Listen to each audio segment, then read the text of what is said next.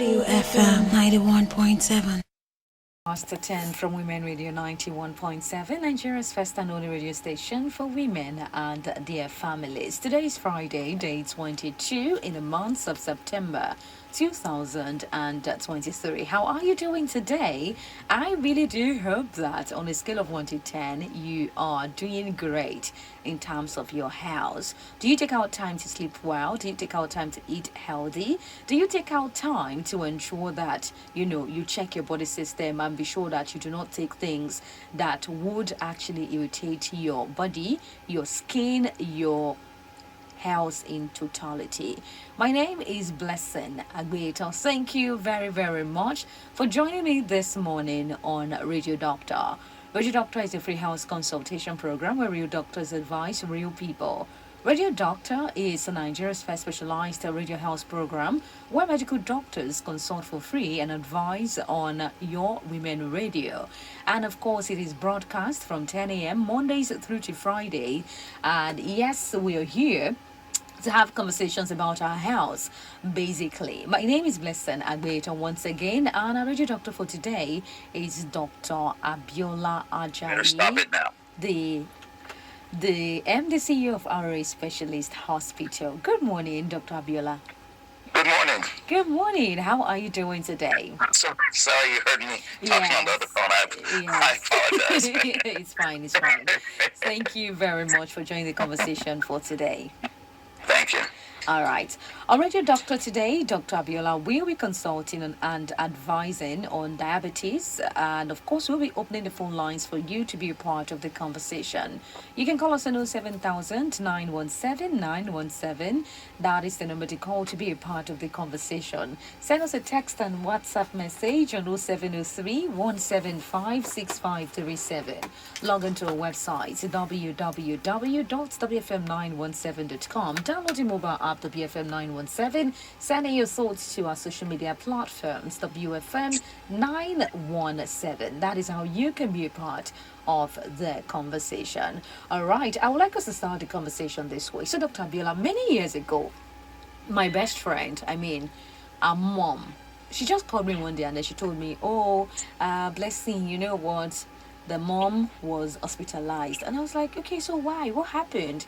And then she said, she was diagnosed with diabetes. And, we panicked. I panicked because I was like, we were pretty young then, we were teenagers. And I was like, in my head, I was like, oh, this woman will die, and all of that. I totally panicked. And then I saw a woman who is, who is on the big side, shrink after she came back. She practically became, let me say, she moved from, let's say, size 22 to about size 16. And I was like, so this is what diabetes can actually do to somebody. Anyways. That was not intentional weight loss. That was unintentional weight loss. Yes, unintentional. Yes, unintentional. So I would like us to kickstart the conversation this way. As a medical doctor, how would you describe diabetes? Because, someone might be thinking, what is diabetes? I don't know. I don't need to think about diabetes. I'm 25, I'm 22, I'm 21. What is diabetes and how does it affect the whole body? So, nobody should be listening and thinking and say, I should not worry about diabetes. I hope that's why we're here talking. This is a very, very important disease to all of us. It's a chronic disease. So when you say chronic disease, it's a disease that could last all your life, as opposed to like a headache. And headache is what you call acute disease. Headache comes and goes. You have it today, take some medication, it's gone tomorrow, right? But diabetes is not like that. And diabetes is a disease that involves glucose, blood glucose, and insulin. And I want to make it very simple. Anything we eat gets broken down into parts, and one of the parts is glucose.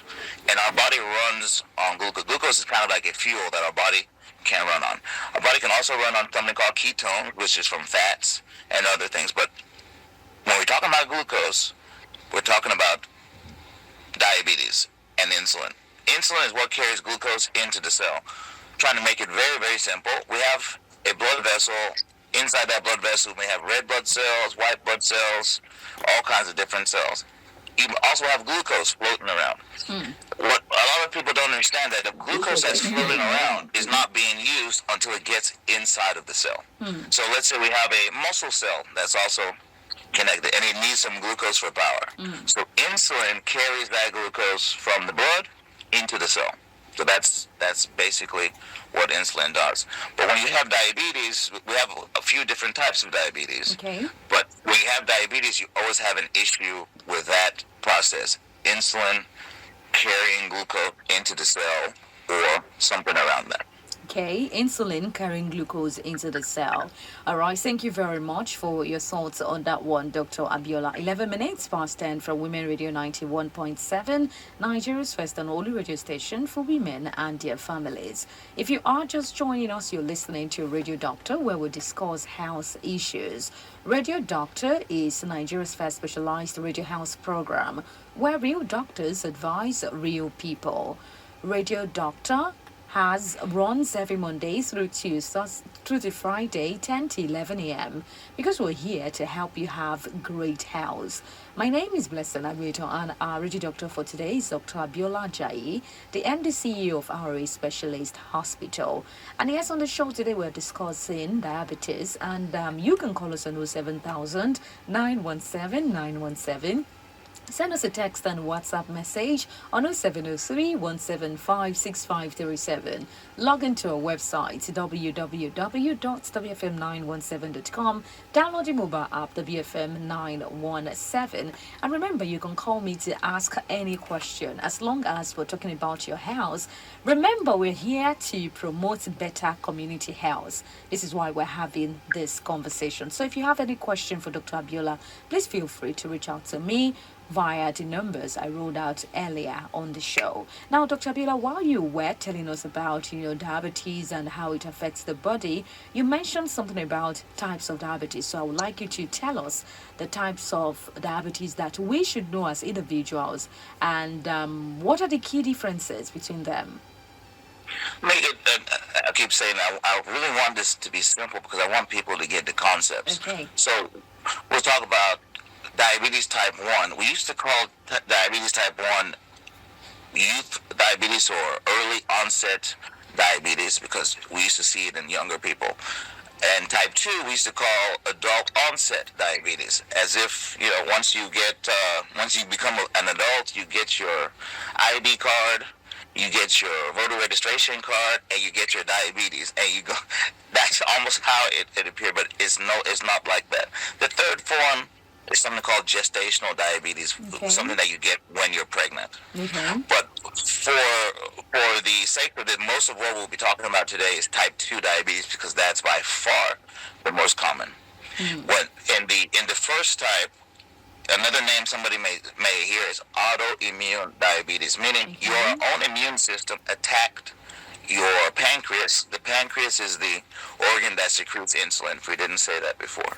So your own body attacks the cells in the pancreas that make insulin, and therefore you do not have enough insulin to move glucose into the cells.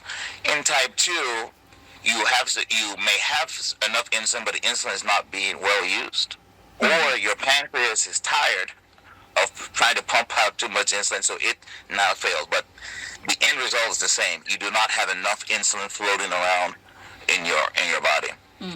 And I want to just take one step back because I hate making things complicated. Okay. When we eat, let's say we eat a piece of bread. If you eat a piece of bread, within 40 minutes, that bread has been broken down into mostly glucose. So if your blood sugar level was, let's say, 100 before you ate the bread, it may go up to 150, let's say.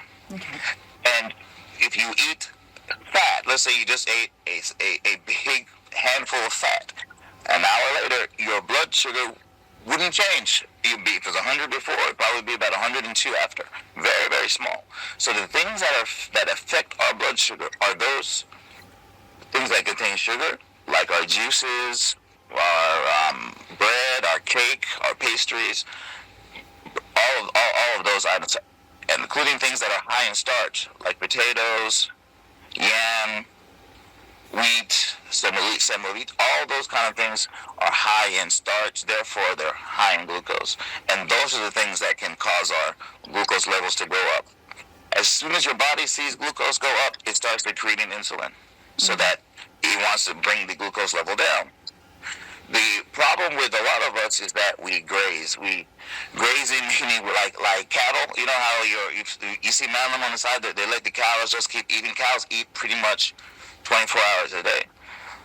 And a lot of us graze throughout the day. Maybe we eat breakfast and somewhere around you grab some peanuts, eat that. We just constantly eating.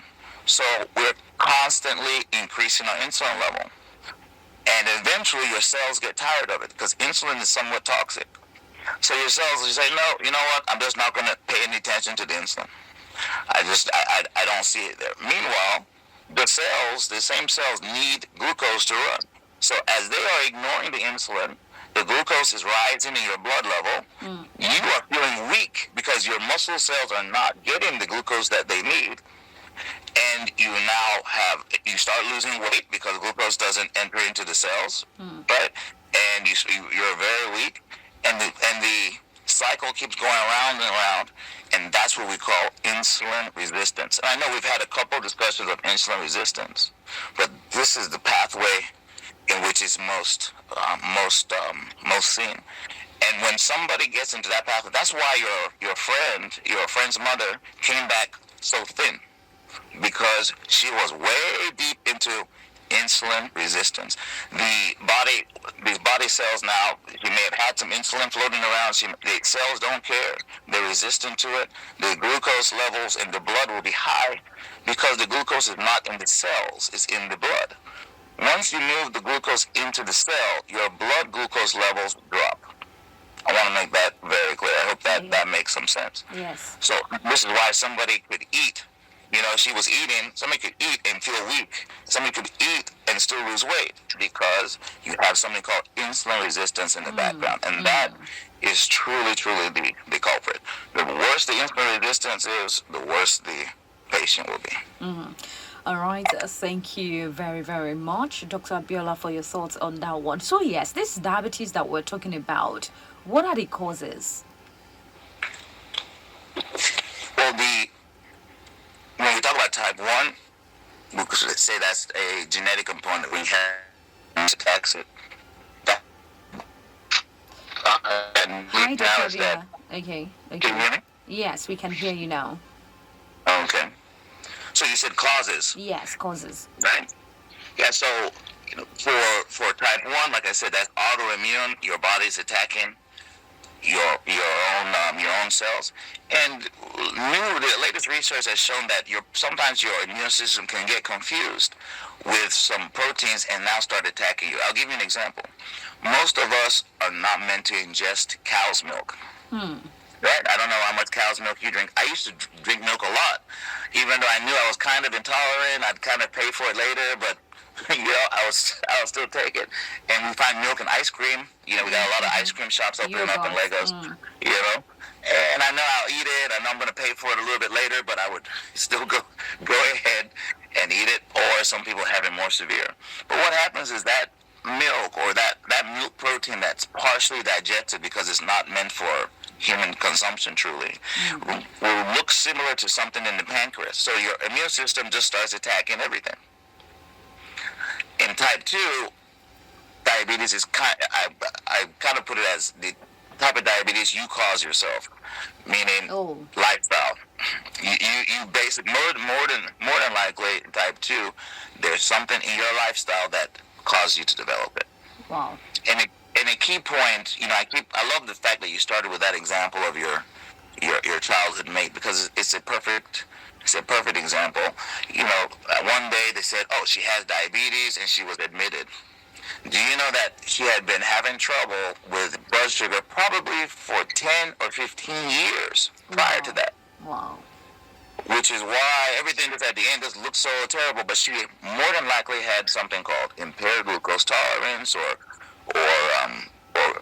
insulin resistance. She had that brewing for at least 5, 10, up to 15 years prior, which is why it's so important to screen for these things and for us to be knowledgeable about them. But that's the main thing. If we talk about and I forgot to mention how many people actually suffer from diabetes. In Nigeria, we don't keep great statistics, but I would estimate out of 200 million, we should easily have 20 million, Wow. up to between 10 and 20 million, and I'm sure less than a third of those people actually know that they have an issue. And when I'm putting those numbers up to, I'm saying those that have diabetes or impaired glucose tolerance, any problem with insulin and blood sugar, I'm just putting them all together. And if you put diabetes with something called metabolic syndrome is just a problem with your how you metabolize and break down food and fats. It becomes the number one cause of death for men and women around the world. So this is something extremely, extremely important. All right. Thank you very much, Dr. Abiola, for your thoughts on that one. I know earlier, while you were mentioning the types of diabetes, type 1, the type 2, the autoimmune diabetes, and all of that, you mentioned the gestational diabetes, which I'm most interested in by the virtue of being a woman and all of that. So you said this is peculiar to, pregnant women and all of that. So are you saying that pregnancy can also trigger diabetes in women? 100%. That's exactly what we're saying. We're saying that you have women. You have let's say I have a 30-year-old woman. She's gone for her entire life. No issues. Even when she got pregnant, she came in and did some basic tests. We tested her blood sugar. Everything is normal. And somewhere as the pregnancy develops, she starts developing diabetes, and the diabetes mimics exactly type 2 diabetes. It looks and feels exactly the same. And you see that you have to control it during pregnancy. When they deliver, most of them typically within 6 to 12 weeks after they deliver, they now return to normal. Most of them do. Some of them don't. Some of them don't. Some of them don't. Some of them don't. Most of them do, but some of them don't. And the other thing is that the children are born, they are now at a higher risk of type 2 diabetes in the future. So when you're pregnant and you're doing your ANC, your antenatal, and you should be sure that your hospital, they're checking you for diabetes. And it's not the thing you do once. You should do it. It's something that's done continuously throughout. Especially if the person has any risk factors. If I have a patient that the sister had gestational diabetes, mom had gestational diabetes, then when she comes to me pregnant, I'm probably going to test her every couple of months just to be sure. But yes, gestational diabetes comes just during pregnancy. All right. Thank you very much for that one, Dr. Abiola. I really do appreciate you. I mean, if I'm going to take something away from that, is the fact that some women have the tendency of coming down with diabetes during pregnancy, and most women would return back to their normal self after birth, and some people would not. They would have to deal with the diabetes for a very long time, and it's worrisome the fact that the children are now even at risk by the virtue of the diabetes that the mother had suffered in the course of the pregnancy. I don't know, is there anything that can be done to avoid this scenario? To avoid gestational diabetes, Yes. The best thing is screening. It's not that you can prevent it. It's something that if for you to catch it early. So there's some tests that we do for pregnant women. What if I were to try and reduce this? I would just do that test, a screening test for almost all my pregnant women. It's something called a glucose challenge test. As it is now, we don't do it for everybody. We just do it for the patients we think may have a problem. But down the road, it may be wise that we do it for everyone. Glucose challenge test means you come into the hospital, we give you an exact amount of glucose that we've measured, and we check your blood sugar before and 2 hours after. And so we're just seeing how does your body deal with blood sugar. And it's a score, it's a number, it's a very, very even objective test. And that's something that can be done first month, third month, we can be done throughout the pregnancy. Therefore, if you do see signs of gestational diabetes, you can quickly adjust, quickly add some treatment options so that it doesn't carry through the pregnancy. Women that have women that have gestational diabetes, one of the risks is that their babies tend to be very large. The worse the gestational diabetes, the larger the baby. I'm talking about huge babies that will no longer fit through the birth canal. You have to now do cesarean section for them. Babies that, those ones, heavier babies have all kinds of other problems during the delivery, problems after the delivery, and then as they're growing, they have now higher chance of developing type 2 diabetes. So there's nothing good about gestational diabetes. As with most diseases, the sooner you know, the better. The sooner we can change diet and do all that, the better. And your question, your question was a very good one. How could we prevent it? Focus on our diet. So I have my own sister-in-law just got pregnant, and we're all very happy for her and the family and everything. And she called me and told me about it. And I said, so how are you eating? What do you? Cause I know she was on a diet. Oh, no. Now I'm eating for two. So I said, no, you are not eating for two. Every pregnant woman thinks they're eating for two, and I think that also puts us more into this gestational diabetes. You're not eating for two. You as a human being, you weigh, let's say, 70 kilograms. The second person that you say you're eating does not weigh 1 kilogram yet. You're not eating for two. You're eating for 2.1. I mean, sorry, 1.1 or 1.2. You get so. I think some of these women that come down with gestational diabetes is the caloric intake. Too much calorie, too much sugar, too much starch. That can actually make it worse. All right. Thank you very much, Dr. Abiola, for that clarification. Well, if I hear you correctly, you're saying that the earlier it is contained in pregnant women, does this mean that it won't affect the child if it is contained early on? If it's contained early on and treated early on, yes, you have less effect on the child. Definitely. All The right. earlier the better for that. Right. Otherwise, like I said, I've dealt with many cases where the child is just too big and, stuck in labor, and then you have to do CS.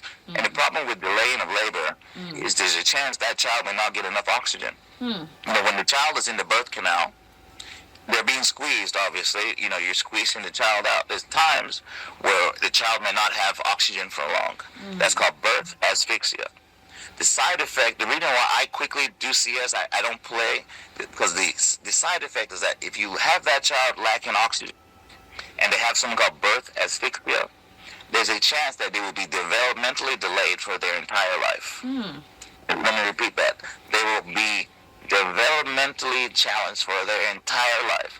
So as their compatriots are hitting milestones like age 5, this one is riding a bike, your own child is at age 2.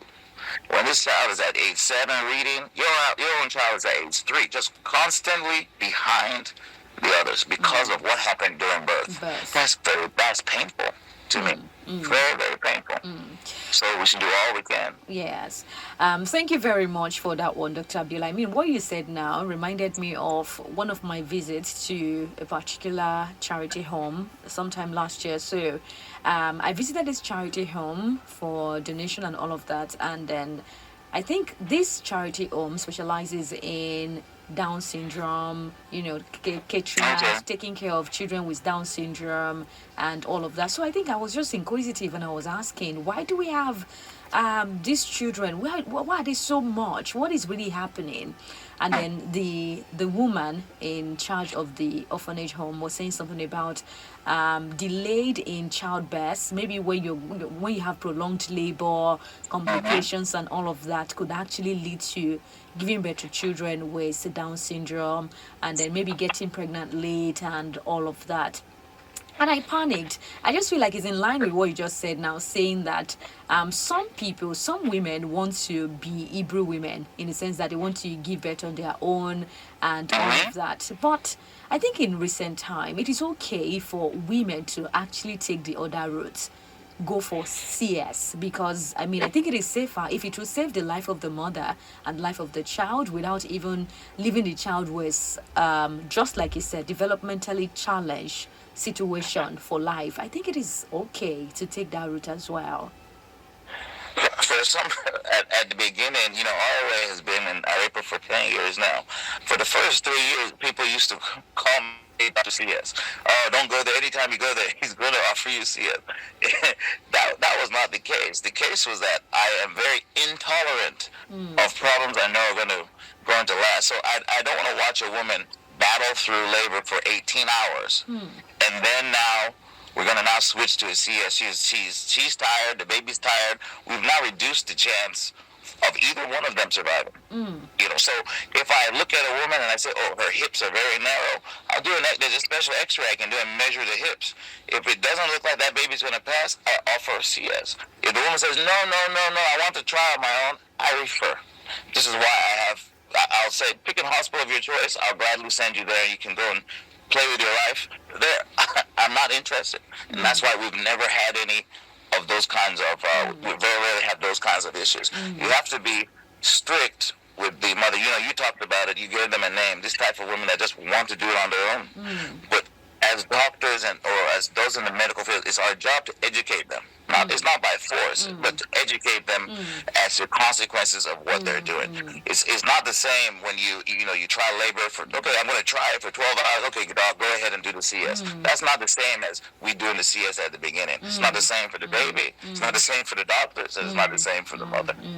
All right. Thank you very much for that one. And I think it is also important for us to put it out there that giving birth to a child via CS doesn't make the child less of a normal child so we need to know that the fact that you've given birth to this child doesn't, make the child inferior, doesn't mean the child will not will have issues or challenges and all of that. So I think people need I'm so happy you said that. A child born by what they call SPD, vaginal delivery, versus a child by CS, absolutely no difference. Do you know what would really cause a difference between the two? Breastfeeding. Breastfeed that child for at least 1 year. You'll see that their intelligence will be higher, immune system will be better, everything will be better. But those that go to formula immediately, that's far more damaging than opting for a CS. CS now, they're relatively safe. I know nothing in surgery is 100%, but they're relatively safe if you're doing them electively, meaning you schedule them, not as an emergency. But something that's quite more dangerous is putting that baby on formula for the first year of their life. Some women have to do that, I understand, but if you don't, if you can breastfeed, try and breastfeed. That's even more important. All right, so thank you very, very. I'm really excited about this conversation. Thank you very much for that. Me too.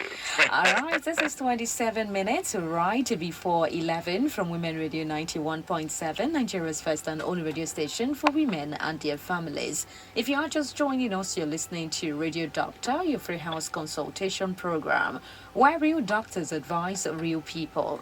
Radio Doctor is Nigeria's first specialized health program where medical doctors consult for free and advise on radio. Radio Doctor is broadcast Mondays through to Fridays, 11 a.m. to 10 a.m. to 11 a.m. My name is Blessing Agweta, and our Radio Doctor for today is Dr. Abiola Ajayi, the MD CEO of RA Specialist Hospital. And yes, Dr. Abiola Ajayi is consulting and advising on diabetes. And so far, he has said so many things, so many things. He has told us what we need to know about diabetes, how it does affect the body, the main types of diabetes. And like I said, I'm a woman, so the most interesting one to me is the gestational diabetes, because I feel like it's power-packed, a lot of things to learn from that. He has told us the causes of diabetes and all of that.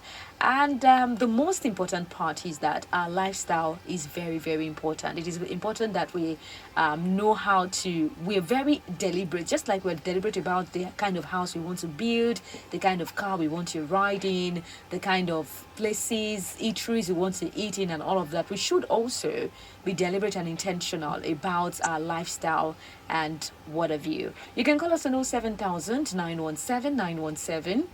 Send us a text and a WhatsApp message on 0703 175 6537. Log on to our website www.wfm917.com. Download the mobile app, the BFM 917. Send in your thoughts to our social media platforms, WFM 917. So, Dr. Abiola, I would like us to have this conversation. Now, we've talked about the causes of diabetes and what have you. Now, what are these common symptoms? Because you said something earlier while you were explaining. You said for my friend's mom, she could have been battling with maybe high blood sugar for about 10 to 15 years, right? And just before it was confirmed that she had diabetes. Now, my question is, what are some of the common symptoms of diabetes that would make people know that, okay, you're already threading on that part? Let's use your friend's mom as an example. There are symptoms. There are the three main signs or symptoms that we see. One of them, polyphagia, meaning person's eating more than normal. Another one's called polyuria, meaning person's urinating more than normal. Another one's called polydipsia, meaning they're excess thirst. They're very, very thirsty, drinking water more than usual. So without the medical terms, we talk about excess thirst, excess eating, excess urination. The issue is by the time you see those three symptoms, the person usually has diabetes already. So, and this goes back to those years going up. So the person may not have any symptoms because your body is always trying to correct itself. They're always trying to help. So let's say for the first 5 years of your problem with glucose, your kidneys are trying to take the excess glucose that's in the blood and they're trying to shove it into the urine and they're trying to save you that way. If I don't know if you've ever heard stories of people in the village, they urinate outside and then ants, A-N-T-S, or era in the Yoruba, ants will come into that person's urine, into that person's urine, right? And somebody else will urinate outside and ants don't go there. That in fact, that was an early test for diabetes. They didn't know that was the problem before, but that person where the ants were going, they were going after the sugar, after the glucose, because that person's body was dumping glucose into the urine. But your kidneys can only do so much. Eventually, it can't keep up with the high glucose to remove. So what happens now? That glucose is still circulating around your body and causing all kinds of damage. And I'm still answering your question about symptoms. I'm just giving a little bit of history. Something called glycosylation happens long term. For that excess glucose starts depositing on places in your body. So it can deposit on your retina. That's in your eye. It can deposit in your blood vessels. Can cause narrowing of the blood vessels, can cause heart attacks, strokes. So all these kind of things can happen on the way. So if we're talking about symptoms, I talk about excess thirst, excess eating, excess urination. But the other symptoms that we see, heart attack. Sometimes I see people have a heart attack or a stroke and we now find out they're diabetic. Or a person goes into a coma, diabetic coma. I see that often here in Nigeria. The patient comes in, they're in a coma or almost in a coma. I check the blood sugar, 600, 500, 400. I mean, normal blood sugar should be less than 200.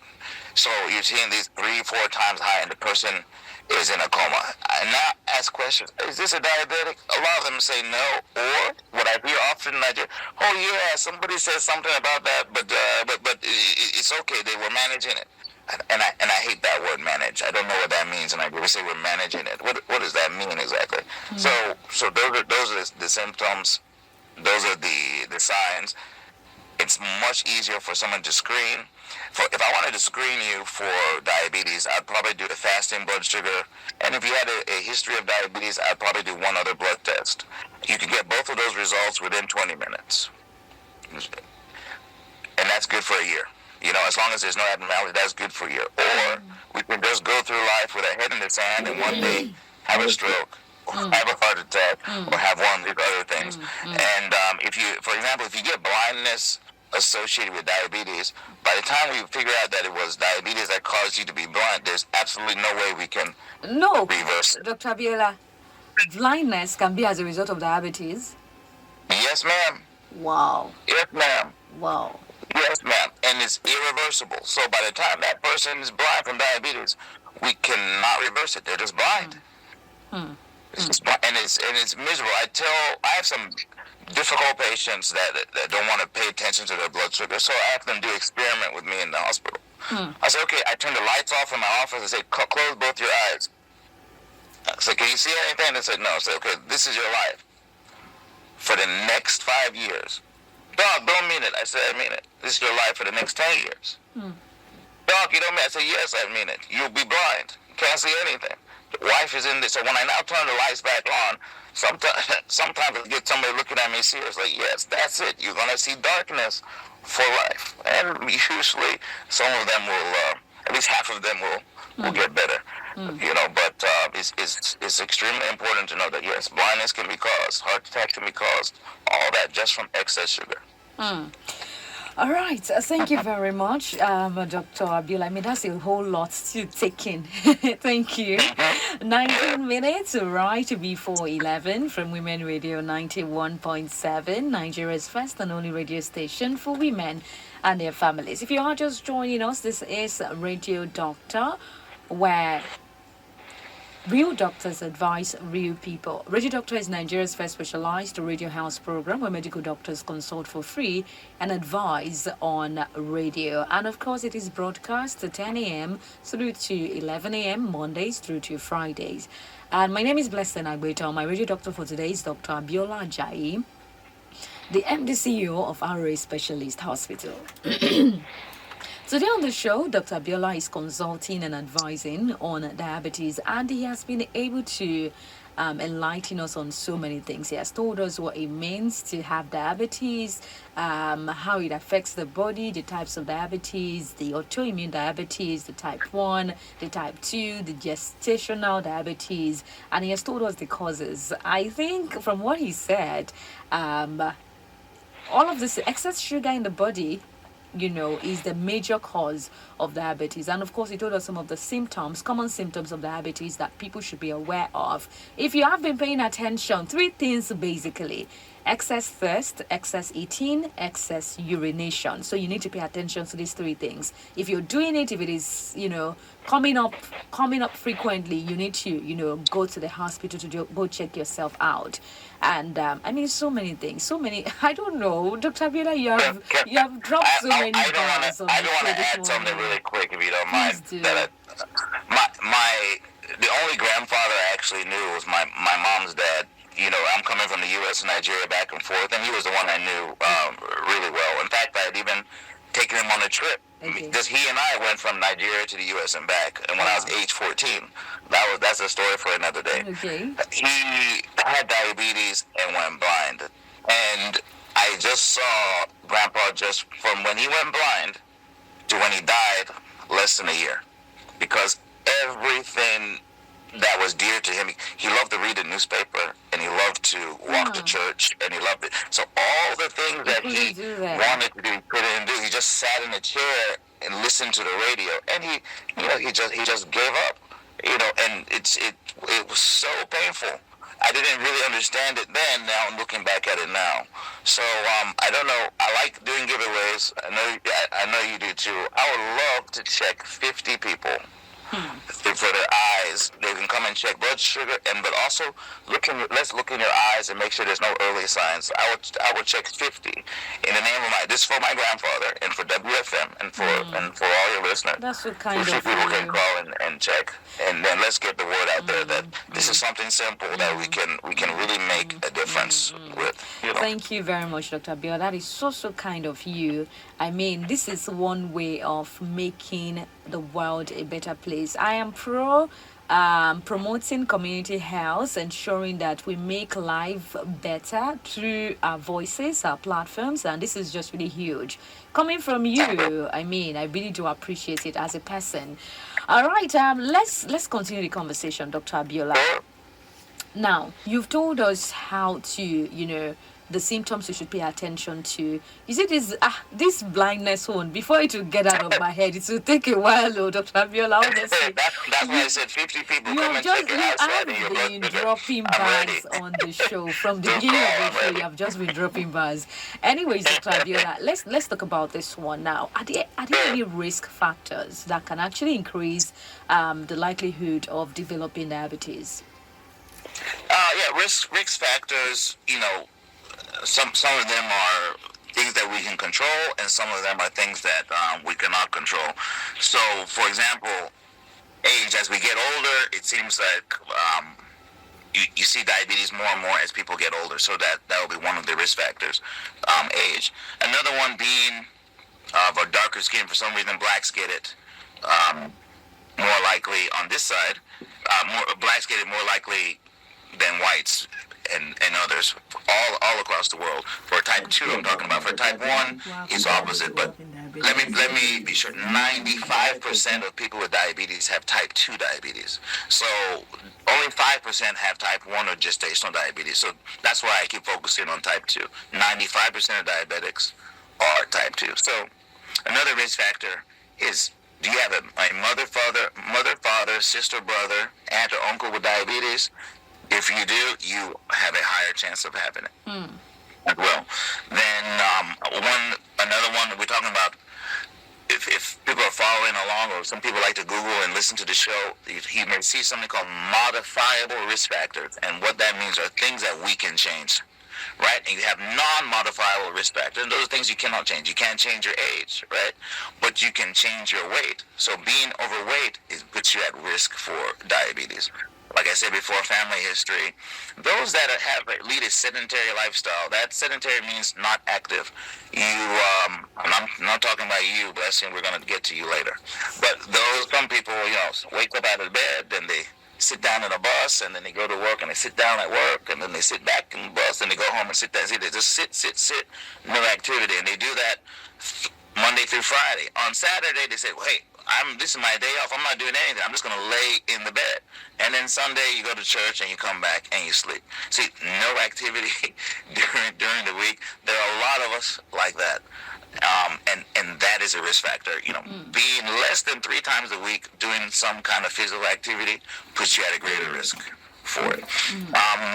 We talk about gestational diabetes. Yes. If you've had gestational diabetes before, so it's a question I ask every pregnant woman. If you've had gestational diabetes before, you have a high chance of having it again. So with each pregnancy, there's a risk of having gestational diabetes, and it increases if you've had it already before. All right. Thank you very, very much, Dr. Abiola, for your thoughts on the show today. I know you've told us how we can prevent diabetes while we were talking about the how children can actually get it from their mothers and all of that. But let's talk about the complications or the long-term effect of diabetes. Okay, so I'll start from the top, meaning like the top of the body, right? So in the head, excuse me, in the head we have our brain, right? And you can have something called a stroke. Stroke is where you lose some of the blood supply to important parts of the brains. That is one of the complications. Moving further down, we have our eyes. We've talked about blindness, and that's usually because of the retina gets involved. Retina is just it's like a movie screen. It's like the screen at the back of our eye, but it's part of our eye, and you can all have that issue. Moving further down, now your heart can be affected by diabetes 100%, and it can even lead to a heart attack because it attacks the blood vessels that supply the heart. Moving a little further down, we have our kidneys. Our kidneys take some of the most abuse from diabetes and diabetes is probably the number one cause today of chronic kidney disease. So if that doesn't tell you enough, then I don't know what is. It pounds the kidneys in submission. And when I say chronic kidney disease, it means the kidneys now are no longer functioning the way they're supposed to, and then you end up on dialysis. Dialysis, we connect you to a machine 2 to 3 times a week to filter your blood like your kidneys are supposed to do, but they can't do it anymore because they've been defeated by diabetes. That is a very possible complication. And one you'll hear. When you see, you've heard of diabetics losing their limbs, having amputation, right? Have you heard of that before? Hey, Dr. Abiola, this is so scary. Are you serious? I want to scare people because we should get out of this diabetes. Let's know the truth. Let's know the truth. I've never heard of There's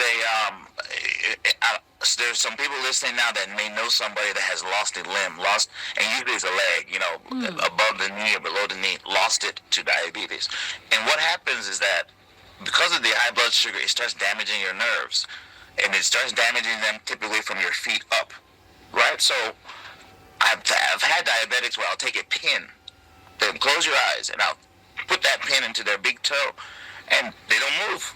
I take the pin and put it in there. Look, they don't move. I'll keep going up. Maybe by the time I get to the knee, then they say, "Oh, I felt the pin there." I'm talking about a real pin, like a sewing pin. So you can't feel it. So imagine if you now go out into the world and you step on a nail or you step on a piece of glass, you will not know that you're injured. Then you now get infected. And the problem with diabetes is that it affects very, very small blood vessels the worst. So you now have an infection in that leg. Okay, we treat infection with what? Antibiotics, right? How would the antibiotics get to that place when all the blood vessels have been damaged?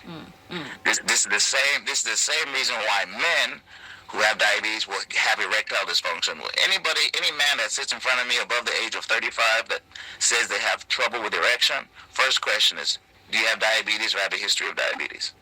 Because it's huge. It's what they call microvascular complication of diabetes. Just means small blood vessels.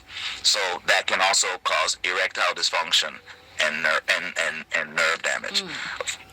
All right. I think I've hit all of. Oh yeah, the other one I forgot to mention, hearing. It can also affect hearing. You can also have hearing loss from diabetes because there's a nerve that can also be affected. So, all right.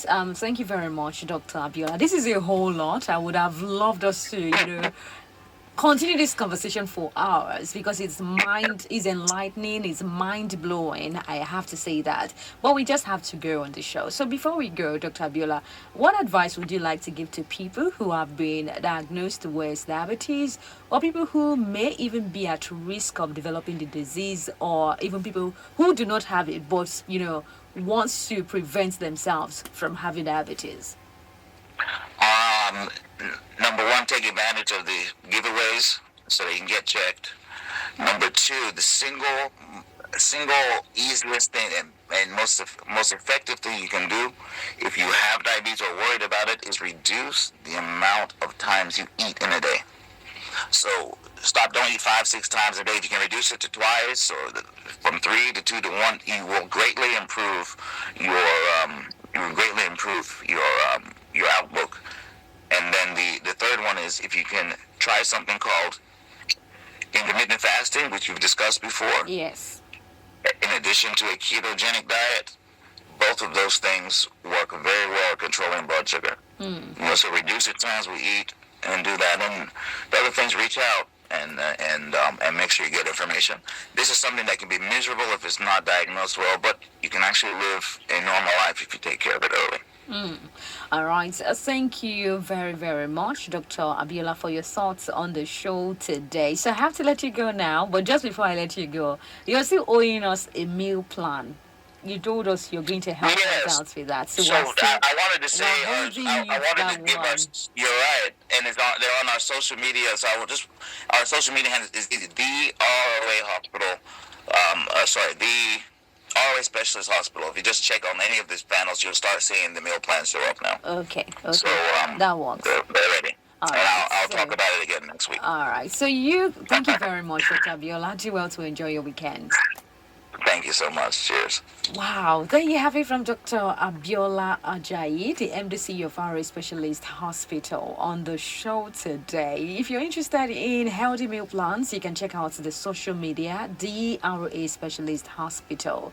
In the meantime, for consultation and advice, grab a pen and hear this out. You can reach out to Dr. Abiola Ajayi on 0913 795 108. Let me take it again.